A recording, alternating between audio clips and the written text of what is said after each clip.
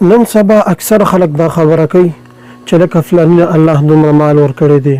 او هغه فلاني الله دومره مال ورکړی دی. آیا دا مال دله فایده ورکوي چې او دله الله دا مال فایده ورکوي یا ور الله دا مال فایده نه ورکوي؟ دله دا مال هغه فایده ورکوي چې د الله په لاره کې ولګوي، او دله به دا مال فایده نه ورکوي چې کله دې د الله په لاره کې ونه لګوي بلکې په نورو لارو کې ولګوي. دغه یو واقعه راځي پخوا د نبي کریم صلی الله علیه وسلم د زمانې لږ غوندې وړاندې د عبدالله بن جدعان په نوم باندې یو کس و چې دا په نسب کې د عایشې بیبي خپلوان هم راځي، او د ابوبکر صدیق رضی الله عنه د والد محترم دا ترو د باره کې راځي. وی دې الله عز وجل ناڅاپي مالداره کړی او هغه وجه داره وی دا به اوسېده په خپل علاقه کې، نو ده به خلکو نه قرضونه اخیستل،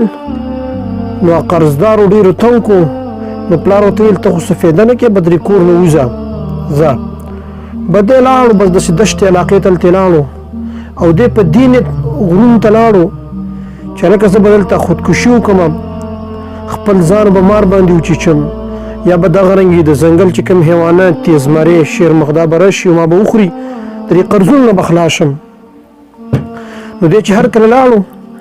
یو ځای کې ګوري یو غار دی او د غار مخې ته چې کوم دی یو غټه ګټه پرته ده، په هغې باندې یو سور مار پروت دی او سترګې هم د بلب په شانتې ځلیږي. نو هر کله چې دی دا صحیح کړه نو د خپل زړه کې دا فیصله وکړه چې زه چې هم د خودکشۍ په نیت باندې راوتم راشه په دې مار به ځان وچیچم او به د دنیا نه خلاص شم او به دا خلکو د قرضونو نه به زه خلاص شم. نو په دې کې چې دی د مار خوا ته ورنږدې کېږي مار خوځېږي نه، نو دی حیران شو لکه داسې شی دي. نو هر کله چې ورو ورو رانږدې شو ورو ورو ورته رانږدې شو چې ویې کتل هغه مار د سرو زرو. عربو کې به دا قانون چې یو چا به مال ځان سره کېښوستو نو هغه به یې پټ یو خزانه کې کېښوستو، لکه انګریزان د دې علاقو نه تللي دي، بعض یهود تللي دي، نو هغې اوس هم دا مالونه چې کوم دی په قبرستان کې ایښي وي. ای ته پته و د مسلمانانو د قبرونو تعظیم کې قبرونو ته څه نه وي،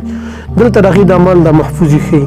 نو ځکه دا بعضې قبرونو کې دا مالونه هم روځي. نو هغې هم دغه رنګې د جرهم قبیلې څه مشرانو او هغې راغلي و دا مال یې دننه په غار کې ایښی و دا،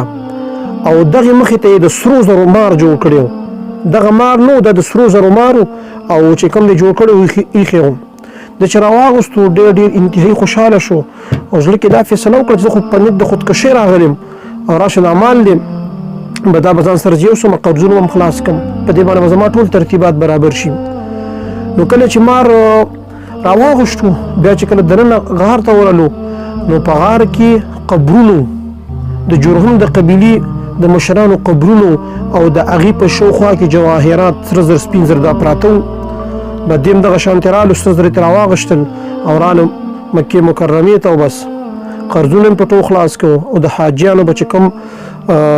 مدد هغه به هم دوی کوو، لکه هغې له قجوري ورکول، هغې باندې زمزم وبس کړل، د هغې نور چې کوم دی د کانپي نه بندوبست دا ټول د په خپل سر واغوشتو. په مکه مکرمه کې دی سردار غوندې شو. نو دی چې کله وفات شو دا ټولې صدقې په دې خپل ژوند باندې کړې ځکه په دغه مال باندې الله ډېر انتهایي دی مالداره کړو. او هر کله چې دی وفات شو نبي صلی الله علیه وسلم ته څوک راغلل وروستو یو ته یې فرمیل د الله رسوله د عبدالله بن جدعان ته به دا مال د فایده ورکړي ځکه د خو ډېرې صدقې کړي دي. نو دا خبره ځان سره یاد ساتل پکار دي چې دا مال انسان له کله فایده ورکوي چې کله دی د الله په لاره کې ولګوي. نو ده لګولي خو ده کې ایمان نه و، نو د الله نبي ورته وفرمیل دله دا مال فایده نه ورکوي ځکه ودې یو ورځ هم دا نه ویلي انه لم یقل یوما